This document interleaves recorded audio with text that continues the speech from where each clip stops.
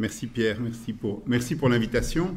Donc c'est vrai que je suis souvent par chez vous, donc j'espère qu'il n'y aura pas trop de redites, mais je vous propose un cadre nouveau aujourd'hui. Donc, oui. C'est en testing, hein, donc il va falloir voir si ça marche ou pas. Bon, je m'étais promis de ne pas dire de bêtises parce qu'on est filmé, mais c'est foutu déjà. Alors, la première chose dont je voudrais vous convaincre, c'est d'abord de dire que agroécologie et transition, c'est quand même des mots qui, pour un chercheur un peu vieux sur le sujet comme moi, ont un succès étonnant. Et qu'il y a une conversion qui s'est faite dans les communautés et scientifiques et non scientifiques autour de ces mots, qui a été quand même très très rapide. On l'oublie souvent, mais si vous retournez à 2008-2010, aucun de ces mots n'avait la présence médiatique et scientifique qu'ils ont aujourd'hui. Et que le concept de transition est quand même un bel objet intermédiaire au sens où c'est un concept qui peut s'utiliser dans beaucoup de contextes, et que ce soit pour définir des ministères ou pour faire des travaux de théorie en Hollande, donc c'est pas inintéressant. Et que l'agroécologie, notamment en France, a démontré sa souplesse, et donc ça on va en reparler. Et donc, comme je l'ai dit, ces deux mots traversent à la fois les cadres scientifiques et les cadres sociétaux. Alors, voilà le concept que je voudrais tester. Il me semble qu'on pourrait définir un espace à deux dimensions. Une dimension qui va d'une conception adaptative de la transition à une conception radicale de la transition. Et donc là, c'est plutôt le type de modèle. C'est-à-dire, est-ce qu'on va vers quelque chose, une agroécologie forte, par exemple, ou une agroécologie qu'on dirait plus faible. Et dans l'autre axe, je placerai ce qui est plutôt spécifique, hein, et de l'autre côté, ce qui est inclusif. Alors spécifique, je l'entends ici plutôt dans la logique d'une communauté particulière, d'un collectif particulier. Donc je vais utiliser deux approches pour essayer de vous rendre clair cette division en axes, et puis je la mobiliserai dans le cadre d'une réflexion sur les théories de la transition et sur leur évolution. Donc, si je reprends chacune des quatre dimensions de mon système d'axes, ce qui est spécifique, c'est ce qui est centré sur un nombre limité d'acteurs formant un collectif homogène. Certaines études de cas portaient sur ce type de collectif. Ce qui est inclusif, c'est ce qui intègre l'ensemble des acteurs dans leur diversité. Pour prendre un exemple en France, After 2050, c'est un scénario inclusif, dans ce sens-là. Ce qui est adaptatif, c'est plutôt une adaptation des pratiques pour plus de durabilité. Donc, où on ne change pas globalement le système. Donc, une agroécologie qui est une collection de bonnes pratiques, pour moi, c'est une agroécologie adaptative. Et par contre, ce qui est radical, c'est une agroécologie qui est basée sur des concepts comme les services écosystémiques et qui va inclure des dimensions sociales. Et donc, en fait, un modèle de reconfiguration. Si j'essaye de placer des objets connus dans ce monde, mais par exemple, un objet sur lequel Pierre Stassard à l'Université de Liège a travaillé, les grosses légumes, c'est un tout petit objet très radical qui est un collectif de commercialisation de légumes. Le travail qui est en cours pour le moment en France avec beaucoup d'aura médiatique sur les micro-fermes, pour moi, c'est un micro-objet très radical.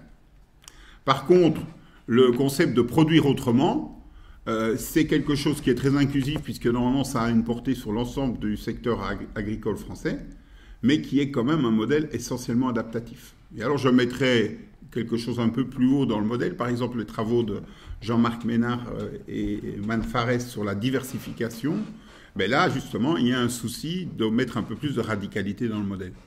Voilà un petit peu dans le monde dans lequel je voulais voyager avec vous pendant cet exposé. Alors, ce qui me plaît dans ce monde-là, que j'ai inventé, hein, donc il n'est peut-être pas terrible, c'est qu'il permet de réfléchir des dynamiques au départ de ces points de départ. Donc, par exemple, on peut partir de concepts très pointus, comme les micro-fermes, et de se dire, tiens, c'est quoi l'objectif? C'est de faire des micro-fermes encore plus radicales, qui sont encore plus performantes en termes d'utilisation des services agroécologiques et écosystémiques, etc. Ou bien est-ce que c'est d'arriver à une généralisation de ce modèle, l'autre flèche, et dans ce cas-là, quels sont les freins qu'on risque de rencontrer dans ce processus? De même, l'idée de diversification, hein, où on va aller essayer de combiner différents types de cultures, du pois et des céréales par exemple, mais comment est-ce que ce système va pouvoir se généraliser? Quels sont les freins qu'on va rencontrer? Donc on peut aussi réfléchir des dynamiques. Alors, vous voyez que dans ce schéma, il y a 4 cadrans. Et donc j'ai essayé de donner des noms aux cadrans. Donc il y a le cadran RASP, radical spécifique. Il y a le cadran ASP, c'est adaptatif spécifique. Il y a RADIN, c'est le radical inclusif. Et il y a ADIN, qui est l'adaptatif inclusif. Par exemple, on pourra en rediscuter, mais les modèles style Carrefour, pour moi, sont sans doute plutôt dans le carré ADIN, c'est-à-dire c'est des logiques adaptatives qui essayent d'inclure, mais qui ne vont pas conduire vers un changement radical du système. Alors, je suis là pour parler des transitions. Donc, si je dois parler des transitions, je dois inévitablement sortir Getz-Scott. Donc, je sors Getz-Scott. Et donc, Getz-Scott, vous connaissez tous, hein, parce que sinon, je peux faire Getz-Scott pendant une demi-heure, mais ce n'est pas très passionnant. Donc, Getz-Scott, que tout le monde connaît, je m'amuse maintenant à replacer mes petits modèles dans Getz-Scott. C'est là que ça devient amusant. Pour moi, le modèle RASP, c'est-à-dire des choses assez spécifiques, avec une vision assez radicale du changement, c'est quelque part, c'est pas très loin des innovations de niche. Et puis, quand on va un petit peu vers des choses qui se rapprochent du système, peut-être qu'on doit faire un peu des compromis, quand on va aller se rapprocher du régime socio-technique, et donc on se rapproche plus d'un modèle adaptatif que d'un modèle radical. Radin, lui, par contre, qui est plutôt inclusif et radical, mais c'est peut-être ce vers quoi on veut aller à la fin du processus de transition. Mais il se pourrait aussi qu'on arrive à ADIN plutôt qu'à d'arriver à Radin en fonction du niveau de radicalité qu'on a mis dans le modèle. Vous voyez l'idée. Et alors, maintenant, pour vous donner quand même des choses concrètes et des études de cas, je découpe mon modèle de Getz-Scott en 3 espaces qui sont d'une part les études qui portent sur l'existant, d'autre part la question des dynamiques et troisièmement la question des horizons.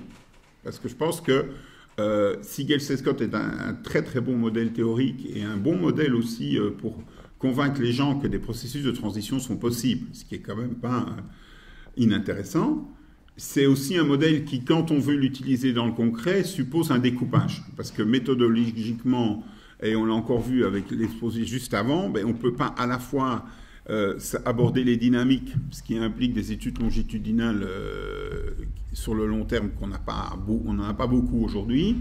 On doit soit choisir de travailler sur l'existence, soit choisir de travailler sur les horizons désirables. Et la plupart du temps, maintenant, on travaille sur les existences. C'est pour ça que je vais commencer par les horizons. Parce que les horizons, ça va être assez rapide, mais c'est quand même un point qui pourrait porter à discussion. Dans une version canonique du modèle de Getz-Scott, la rencontre des innovations de niche qui convergent et d'une adaptation du régime dominant sous pression du paysage socio-technique va conduire à un nouveau modèle, à un nouveau régime en fait. On arrive à un nouveau régime qui est meilleur que le régime qu'on avait avant la transition. Donc la transition, c'est en fait le passage d'un régime à un autre régime. Une autre vision possible, mais qui n'est pas dans le modèle jusqu'ici, c'est une idée de coexistence. C'est-à-dire que si je reprends le schéma, je vais essayer de retrouver une image du schéma, il se pourrait que les petites flèches là, qui normalement doivent aller confronter le régime, mais finalement, pour des raisons X et Y, elles ne vont pas jusque-là, et donc le processus s'arrête avec une coexistence de 2 modèles, un nouveau modèle, le régime modifié, et un modèle alternatif. Alors là, le petit dessin, j'ai passé un peu de temps à le faire bien, parce qu'il y a 2 possibilités. Après, c'est que les 2 modèles s'hybrident, ou bien que les modèles soient bien séparés. Donc on peut imaginer ces deux sorties-là. Voilà. Donc ça, c'est pour les horizons. Je pense que c'est quelque chose qu'on devrait discuter un peu plus entre nous, parce que c'est intéressant de discuter ces horizons, et avec les acteurs. On l'a fait remarquer, les acteurs ne sont pas très chauds en général pour discuter les horizons, mais c'est peut-être parce que dans le modèle de Getz-Scott, l'horizon est assez normatif. Hein, on doit arriver à un système meilleur. Tandis que si on propose par exemple une diversité d'horizons possibles, la question de la coexistence ou pas est intéressante. Et il y a un modèle qui, moi, m'a frappé. Je n'ai pas encore tout à fait vérifié les chiffres, mais je fais confiance à ma source. C'est que, par exemple, un modèle qui est souvent mis en avant pour prôner l'agriculture biologique, c'est le modèle autrichien, où ils sont à 20% d'agriculture biologique. Mais selon mes informations, ils sont à 20% depuis 10 ans. Et donc, ça veut dire qu'il y aurait une espèce de plafond de verre, et qu'on serait plutôt dans un modèle comme celui de droite, avec coexistence d'une approche classique conventionnelle et d'une approche biologique, et une espèce de plafond de verre entre les deux. Voilà. Donc ça, c'était pour les horizons. Alors, les horizons, ça impacte quand même notre démarche de recherche. Donc pour moi, une vision de la transition qui part des horizons, ça peut avoir un impact sur la démarche de recherche, et ça permet de mobiliser le concept de ce qui est possible et impossible. Souvent, dans des débats ou dans des rencontres avec des décideurs, qui me disent « Oui, mais tu viens avec un modèle agroécologique qui est utopique », mais je dis « Oui, mais il y a un modèle conventionnel qui, lui, est impossible. » Donc la question, c'est quoi les possibles? Il faut en parler. On ne va pas commencer ce débat maintenant, sinon ça dure longtemps. Alors la deuxième dimension, c'est la question de l'existant. C'est sur là que je voudrais m'arrêter. Donc sur l'existant, en fait, le grand intérêt du modèle de Gale-Scott, c'est d'apporter ce concept de régime sociotechnique. Et donc le régime sociotechnique, il a quelque chose d'intéressant. D'abord, c'est un outil intégrateur et interdisciplinaire, puisque ça articule des acteurs, des normes et des pratiques. C'est appropriable par une variété de publics. Donc le régime sociotechnique, c'est facile à expliquer et les gens comprennent rapidement. Et ça articule, alors j'ai mis pratique, oui, pratique, et sciences sociales. Les sciences sociales ont aussi des pratiques, hein, mais bon, voilà, je fais simple, moi je suis agronome. Alors, le régime sociotechnique, c'est aussi un point d'appui essentiel pour de nouveaux concepts. Moi, j'ai beaucoup travaillé sur le verrouillage. Si on n'avait pas le régime sociotechnique, ce serait très difficile de réfléchir le verrouillage. Le concept de niche gagne beaucoup à s'appuyer sur le régime sociotechnique. Par contre, le régime sociotechnique est aussi un verrouillage, parce qu'il donne une vision homogénéisante du système. Et en fait, il verrouille sur une échelle. Il y a une échelle où le régime sociotechnique est pertinent. Si je vous raconte le blanc-bleu belge, je choisis l'échelle du système blanc-bleu belge, je vous fais une histoire de régime sociotechnique blanc-bleu belge, ça vous plaît bien. Oui, d'accord, mais ça ne rend pas compte de la diversité des systèmes blanc-bleu belge, des alternatives, etc. Donc, par définition, quand on rentre par le régime sociotechnique, on est dans une homogénéisation de la vision. Et alors, l'autre chose, c'est que c'est NIMA. Donc, NIMA, c'est non issu du milieu agricole. Et ça, moi, ça me pose problème. Parce que moi, j'aime bien les choses issues du milieu agricole, non pas par principe, mais parce que le milieu agricole, et j'étends bien sûr aux systèmes alimentaires, a ses propriétés. Or, le régime des sociotechniques, il est quand même fort hérité des concepts de transition, soit dans des mondes techniques un peu plus simples, soit dans des logiques d'énergie qui ont d'autres propriétés. Et donc, rendre compte des complexités du milieu agricole par un outil qui n'a pas été développé pour lui, c'est pas toujours évident. Et donc là, il y a un travail qu'on est en train de faire d'ailleurs avec Pierre sur les propriétés quelles sont les propriétés du système agricole alimentaire et comment elles se rencontrent ou pas dans les questions de transition, de théorie de la transition. En termes de méthodologie, je pense qu'il est important de rendre compte de la diversité, de rendre compte de l'existant. Et donc pour moi, c'est quelque chose d'important, c'est presque pour des raisons éthiques. Et c'est important, d'une part, pour construire des typologies qui peuvent utiliser le modèle de Gale-Scott ensuite, et pour rendre compte de la réalité, et pour moi, c'est quelque chose d'important.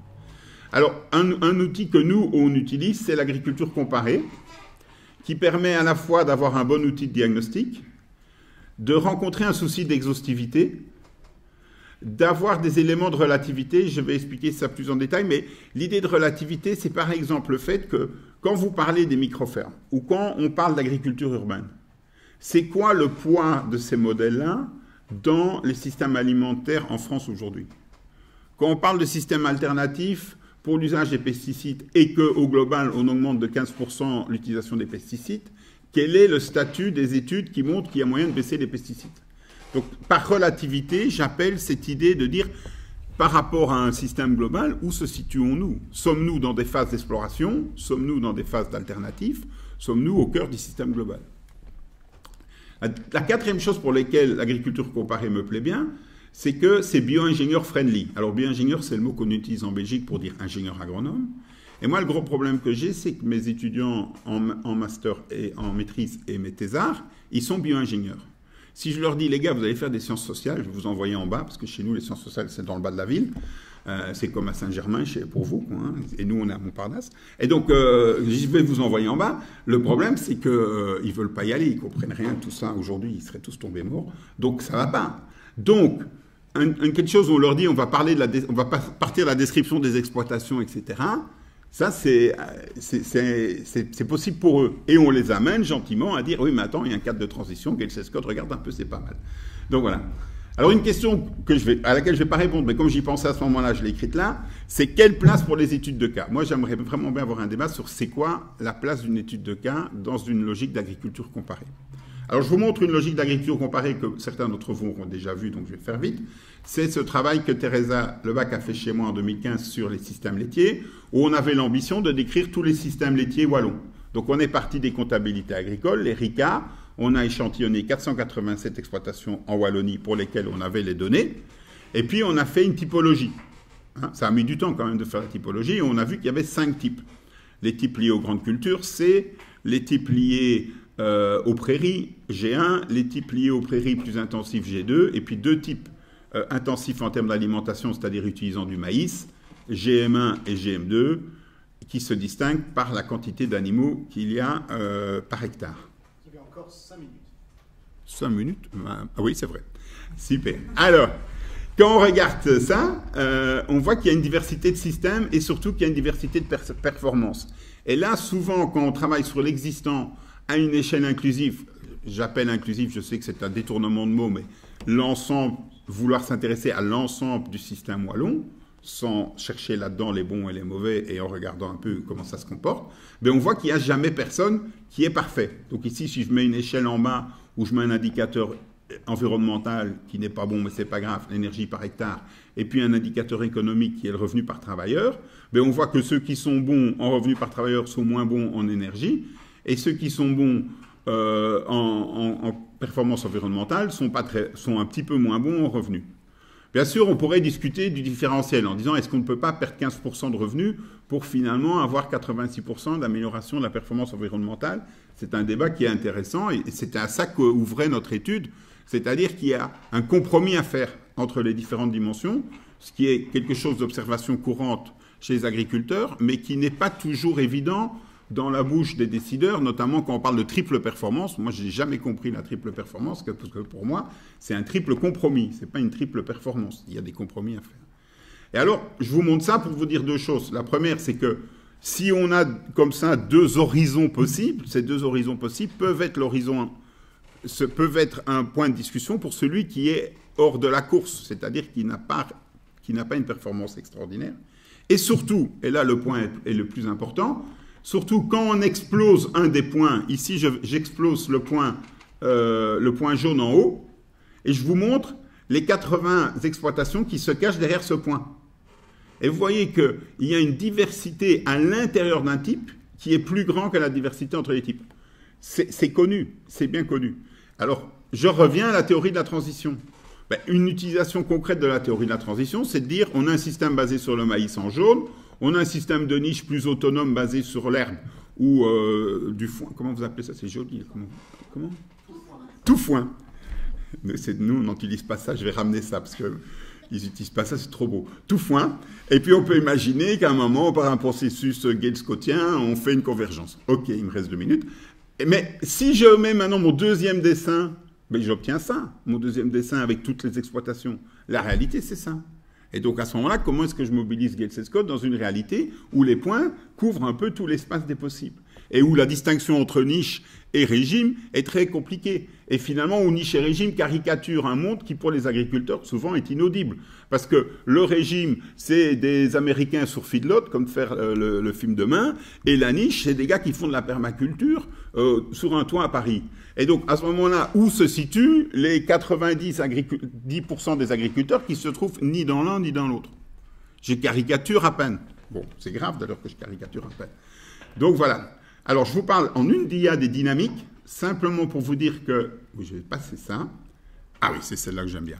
Donc, dans les dynamiques, je pense qu'il y a une complémentarité entre les différents outils.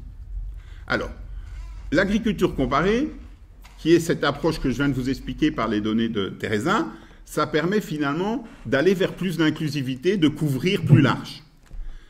L'agroécologie, ça permet de penser plus radical, de réfléchir à des systèmes qui sont nouveaux par rapport à ce qu'on a aujourd'hui. Et les théories de la transition, finalement, alors la flèche, j'aurais pu faire dans un sens ou dans un autre, ça articule les dimensions adaptatives et dimensions radicales, en disant je pars d'une logique adaptative, je vais vers une logique radicale. Et alors, comme dans mon devoir, j'avais les approches territoriales, j'ai réussi à les mettre et je n'ai pas triché. Les approches territoriales, ça oblige à sortir d'une approche spécifique par des petits exemples sympas, mais qui sont parfois peu pertinents, pour aller vers une logique plus inclusive. Et donc, ça oblige à ce mouvement-là. Et ça accompagne d'ailleurs le mouvement de l'agriculture comparée, pour faire plaisir à Pierre. Et alors, on peut aussi le penser d'une autre façon au niveau système. Je trouve que l'agriculture comparée, ça apporte des dimensions techniques et ça met l'accent sur la diversité, ce qui me semble essentiel. Alors que les théories de la transition, ça apporte des dimensions sciences sociales et ça met l'accent sur les dynamiques. Et donc, pour moi, il y a une complémentarité à articuler les deux. Et comme j'aime bien l'agroécologie, j'ai mis l'agroécologie comme le grand articulateur. Voilà, un mot sur la thèse d'Antoinette Dumont qui viendra vous la présenter d'ici 6 mois si vous l'invitez, qui travaille sur le travail et le maraîchage en Belgique. La question de savoir si un maraîchage agroécologique apporte plus de jobs et des jobs de qualité. Ce qui est souvent un argument de l'agroécologie, de dire si on fait du maraîchage bio sur petite surface, on va créer des emplois et les emplois sont de qualité. En fait, pour faire ça, au lieu de s'intéresser au maraîchage sur petite surface, elle s'est intéressée à tous les types de maraîchage en Belgique, pour se dire je vais comparer ensemble les modèles, parce que ça ne sert à rien d'être dans l'absolu, il faut être dans le relatif. Et donc elle a pris à l'échelle du territoire wallon tout ce qu'elle a trouvé comme système. Elle a fait une typologie, à la fois sur les systèmes techniques, depuis les petites surfaces jusqu'au système mécanisé de grande culture, et puis sur la dimension agroécologique. Ce qui est intéressant, c'est qu'elle a défini l'agroécologie comme du bio plus des principes socio-économiques. Et donc pas simplement de l'agroécologie technique. Et qu'est-ce qu'elle a montré en 2 mots? Elle a montré qu'il y a une diversité de compromis. Donc sur petite surface, c'est très bien agroécologiquement. Ça crée des emplois, mais ce n'est pas des emplois de super qualité parce que vous travaillez 60 heures semaine pour des salaires qui vont de 7 à 9 euros de l'heure. Donc il y a quand même un bug de ce côté-là. Et sur les systèmes plus intensifs, plus mécanisés, à ce moment-là, il y a un questionnement sur l'agroécologie, sur les dimensions écologiques, etc. Et donc, en fait, personne, comme pour le lait, personne n'est parfait. C'est le compromis qui importe. Et deuxièmement, en termes territoriaux, ces idéotypes, parce que je les appelle comme ça, parce que c'est des typologies, ces idéotypes rentrent maintenant en concurrence, et donc on peut acheter sa carotte soit d'un système sur petite surface très très manuel, soit d'un système intermédiaire, soit en Belgique, il y a de l'achat-revente, c'est-à-dire des petits maraîchers qui sur les marchés revendent des produits qu'ils ont achetés à un grossiste, et qu'ils les mélangent avec leurs propres produits. Et alors comment on fait dans ce cas-là? Où est la vérité? Alors, j'ai commis dans une revue que je vous conseille, je fais un peu de pub, qui s'appelle Sésame, qui est la revue d'agrobiosciences qui vient de sortir, premier numéro. J'ai commis un article un peu polémique sur les microfermes, en disant qu'on perdait une énergie folle. Je vous le laisse lire. Mais en fait, l'idée pour moi, c'est de dire des approches comme celle des microfermes, elles sont dans ce cadran-là en haut, spécifique et radical. Et moi, je pense que notre énergie, on doit surtout l'investir sur des systèmes où on couvre beaucoup plus large en termes de possibles. Et donc, pour moi, la porte d'entrée, c'est les systèmes maraîchers à l'échelle d'un territoire, les systèmes laitiers à l'échelle d'un territoire, etc., qui permettent des comparaisons, etc. Voilà, je conclue avec ma dernière dia. Une recherche pertinente, pour moi, ça implique un lien en réalité, une contribution au changement social et une rigueur méthodologique et conceptuelle. J'ai voulu vous montrer que la combinaison de cadres théoriques permet de rencontrer ce triple agenda. Pour moi, c'est par des combinaisons qu'on peut y arriver, et pas en restant dans un cadre théorique donné, et qu'une approche territoriale oriente les questions de recherche vers des approches plus inclusives, au sens inclure plus d'acteurs. Et que la radicalité gagne en légitimité en se confrontant à la diversité. Je vous remercie pour votre attention.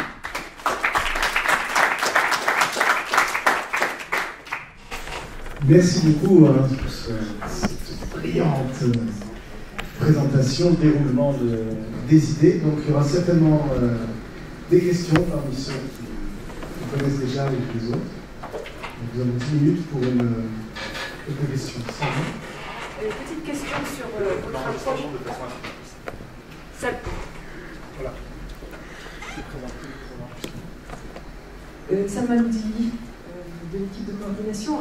Moi, je suis très intéressée par votre approche assez intégratrice de différents cadres conceptuels ou méthodologiques pour enrichir cette théorie de la transition. Et je me posais la question si vous n'êtes pas allé regarder du côté de la politico-écologie, qui, elle, apporte des éléments sur la place des acteurs, des lieux, des territoires, et comment on peut repenser cette théorie de la transition en intégrant des enjeux de pouvoir ou de la différenciation territoriale. Tout à fait.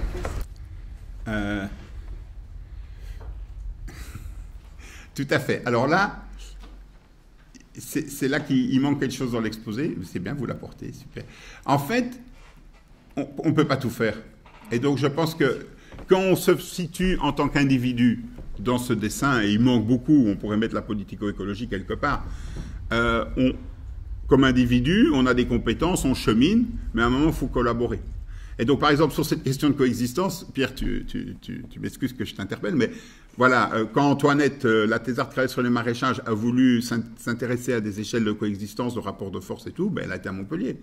Parce que là, nous, c'est notre limite. Moi, je sais faire de la parcelle jusqu'à la comptabilité de la ferme, penser un petit peu des logiques de transition, mais en même temps, en tant que chercheur bio-ingénieur, je ne sais pas non plus aller commencer à faire de la politique et des sciences sociales de façon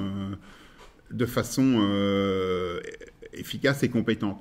Et donc, c'est là que c'est intéressant aussi, cette combinaison d'outils, parce qu'il y a des outils qui font des ponts entre nous et qui permettent alors d'articuler les collaborations.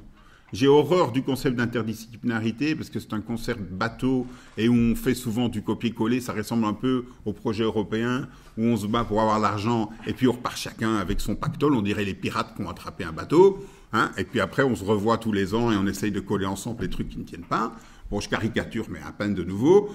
Et par contre, je trouve que dans les théories de la transition, dans les outils dont on discute aujourd'hui, ben, il y a moyen de s'y retrouver et de faire des liens entre nous qui ne sont pas inintéressants. Et on ne se sent pas, moi je n'ai pas senti en tous les cas aujourd'hui dans votre projet, je n'ai pas senti du coupé-coller. Et donc ça, je trouve que ça peut être intéressant.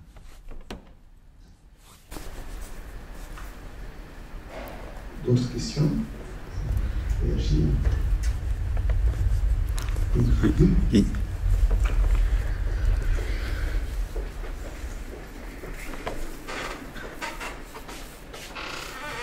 Alors c'est peut-être pas une question, mais c'est une remarque. Le fait qu'effectivement la diversité nous permet de montrer que les choses sont beaucoup plus complexes que ce qu'on peut imaginer en disant il y a un modèle conventionnel et un modèle alternatif, fait qu'on devrait nous-mêmes être beaucoup plus attentifs à avoir au moins ce que disait Pierre-Marie, des idéotypes, se forcer à réfléchir qu'est-ce que c'est que cette diversité, comment on peut la formaliser par rapport à nos questions, et comment on peut l'utiliser pour pouvoir analyser ces questions de coexistence de modèles. Parce qu'à force de rester sur effectivement modèle conventionnel, modèle alternatif, ça ne nous aide pas forcément à avancer dans notre réflexion. Tout à fait. Donc ça, c'était un élément d'inspiration. Et alors, j'en profite pour placer une dia que je n'avais pas su passer. Ça, c'est les enseignants. Il faut faire attention quand on travaille sur la complexité à deux choses. Il y a le choix du grain qui n'est pas si évident que ça. Donc, à quel grain, à quelle résolution on travaille, ce n'est pas évident pour moi. Et alors, il y a cette idée de penser le système. Je pense qu'il y a deux dimensions à une pensée systémique. C'est d'une part une échelle de travail, dire quand on pense système, il faut justement penser aux différents niveaux, différents acteurs, être multidisciplinaire et tout. Mais il y a aussi une approche méthodologique qui est de mettre l'accent sur les interactions. Et donc, je pense qu'il faut trouver un moyen de rendre compte de la diversité en travaillant plus sur les interactions, sur les objets. Parce que si on travaille la diversité par les objets, on s'épuise, quoi. On arrive à des cadres descriptifs terriblement épuisants. Donc la question, c'est la diversité, c'est si on l'aborde par les interactions, on peut alors, par exemple, dans le cas du travail d'Antoinette, on a montré qu'il y avait certains groupes de maraîchers qui n'étaient pas du tout en interaction avec le système. Ceux-là sont peu intéressants dans notre réflexion. Et puis d'autres, en fait, les deux catégories les plus petites, sur petite surface bio et sur moyenne surface légèrement mécanisée, ces deux-là étaient clairement en interaction sur une même niche de marché, et donc il y avait quelque chose à étudier. Et donc, quelque part, au départ d'une description globale de la diversité, on se focalise ensuite sur les éléments d'interaction. C'est ce que moi j'ai ressenti sur une partie de vos études de cas, où finalement, il me semblait que les études de cas que j'ai entendues ce matin et un début d'après-midi était souvent autour d'une logique d'interaction plus que d'une logique de description à l'échelle du territoire, comme on faisait dans le temps, de la diversité des situations. Enfin. Oui, personnellement, je vais compléter justement par rapport à... Vous avez mis une petite phrase dans votre présentation qui était « La place et le rôle des études de cas ». Voilà. Je vous renvoie la question. Vous l'avez en partie répondu. C'était un petit peu pour écouter votre avis justement sur la place et le rôle des études de cas. Oui, tout à fait. Donc ça, c'est quelque chose... Bon, il y a deux interpellations là-dedans. La première, c'est l'étude de cas comme objet... Je ne sais pas comment vous devez avoir un mot pour ça, mais pour... Moi, en tant que venant d'une université catholique, je dirais objet canonique, mais c'était pas ça. Mais l'étude de cas comme la bonne à tout faire des projets européens, quoi. On veut faire un projet européen, on commence à empiler les études de cas, et alors, bouf, ça marche. Ça commence comme ça, quoi. Moi, ça commence vraiment à me fatiguer, parce qu'après, je dis aux gens, et on va faire quoi avec tout? Non, on fait les études de cas, regarde, et on a tous les critères de l'appel, et donc là, c'est une première interpellation, c'est que l'étude de cas, maintenant, ça devient vraiment... C'est presque maladif, quoi, sur les projets européens. C'est pas pour ça que les études de cas sont pas intéressantes. Par contre, je pense que c'est nous qui sommes responsables de l'ancrage. Et donc la question, c'est si on fait des études de cas. Donc j'étais ravi ce matin de voir ce cadre avec 6 questions. Et puis en discutant ce midi, je me suis rendu compte une grosse partie du travail de format, ça a été d'utiliser des données déjà existantes pour les trier selon ces 6 points d'entrée, si je peux le poser comme ça. Ça, je trouve super, parce qu'il y a eu cette volonté d'articuler ensemble les études de cas. Mais une deuxième dimension que je n'ai pas spécialement retrouvée et qui n'est pas la plus facile, c'est d'ancrer l'étude de cas par rapport à la diversité globale. C'est de dire, voilà, moi je travaille sur une question du lait avec les filières qualité Carrefour. Comment ça se situe par rapport à une diversité globale? Ça couvre quoi? Ça couvre 10%, ça couvre 15% à l'échelle d'un territoire. Donc cette question-là, on n'en prend pas souvent la responsabilité et je trouve qu'elle serait intéressante. Parce que voilà. Et alors la dernière chose, c'est les études de cas, c'est utile aussi dans des travaux étudiants du niveau maîtrise. Nous, nos étudiants en dernière année, ils font 6 mois pour un travail de maîtrise, donc ça commence déjà à devenir conséquent, ou des stages. Et donc l'avantage des études de cas, c'est qu'on peut les décliner plusieurs fois, une fois que la méthodologie est en place. Mais il faudrait avoir cette attention à dire, est-ce qu'en utilisant, je m'excuse du mot, mais 10 étudiants, on n'arrive pas à couvrir la diversité du territoire, plutôt qu'avoir souvent le choix d'aller, hop, en hélicoptère, faire une étude de cas ailleurs, quoi. Je ne sais pas si je suis clair. Mais je pense que ça vaut une réflexion en soi, le concept d'étude de cas, vous pourriez même l'entamer dans votre collectif. Alors, une dernière question. Non, ils sont méprisés. Hein.